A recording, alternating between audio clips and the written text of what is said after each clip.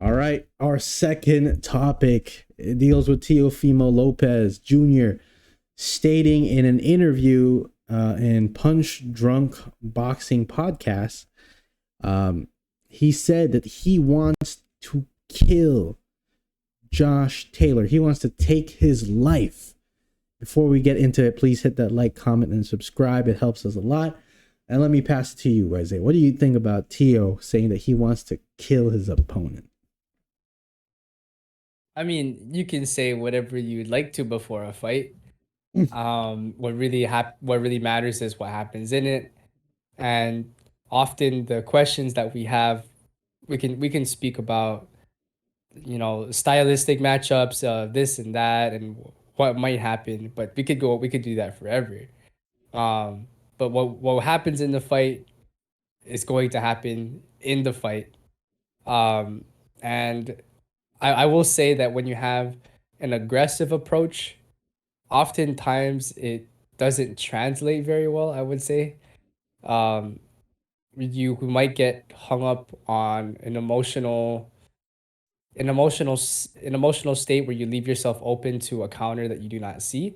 And we saw this happen with Teofimo and Cambosos Jr., where in the first round, Teofimo was swinging like he wanted to kill Cambosos right then and there, which is, that's fine if you can pull it off. Like an aggressive, uh, I ill-intended punch, right? it mm-hmm. it can work, but when you miss and you don't see something and it hurts you, that's just entirely your fault. And Cambosos showed that he was able to counter a really aggressive fighting style like Teofimo pretty handedly. So I don't think wanting to clear your opponent is going to be very advantageous for Teofimo. What do you think, Mark? I don't think any opponent should be saying this, bro. This is the fight game, bro. Everyone has a family to go home to, and you saying that you want to kill someone, I don't rock with that at all. Like, like you can trash talk all you want, but the moment you put that bad energy out, saying that you want to kill someone, it's gonna look bad when you're the one on the canvas knocked out. Not only that, but Josh Taylor did respond to Teo, and he said that's what he wants. I want to see him try, because if he tries, I know that he is going to be the one in the back of the ambulance. To me, especially in this sport and mixed martial arts, a lot of people get large amount of head damage, taking punches, getting head kicked, all that.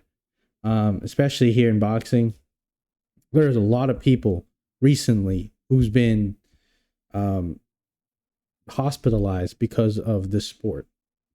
And for you to use this as a selling the fight type of thing, I don't ride with that. One, what if Josh Taylor actually dies? Right? How are you actually going to cope with that? Because I'll be honest, if I killed my opponent by accident and I didn't mean to, dude, I'm going to be wrecked for a long period of time. And you wanting to do it,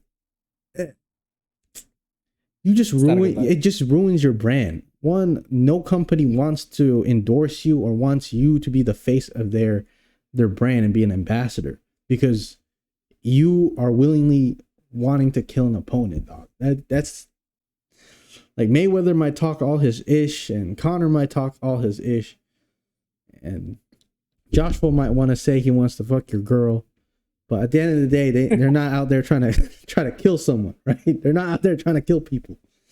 Like Canelo doesn't do that, right? He might beat you up really bad, but at the end of the day, he doesn't want to kill you.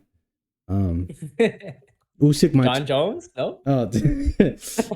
Usyk might want to, Fury might want to talk all that crap about you, saying that you ain't that good. But at the end of the day, I see him always shaking his opponent's hand like Wilder and stuff. But for you to say this and, you know, to double down on it too, I don't ride. I don't ride with that. I think that's just a low ball type of thing. And I just hope that both guys can go home to their family, because it would suck. It would be horrible for boxing if this happens again. Because in the UK, they had a fight. An opponent could not stand up from his stool, and he sat in his corner and later found out there was a blood clot in his brain. Oh, rip. Who's that other guy who's now paralyzed or who's in a wheelchair? Richard. Yeah. Richard. Again, sustained damage, right? We don't want that. Recently, there was a young 19-year-old Filipino fighter who died recently. I forgot his name, but this sport is not meant to be taken lightly, and you should not be putting that bad energy out there, saying that you want to kill your opponent, because I don't want you to be on that end of the stick.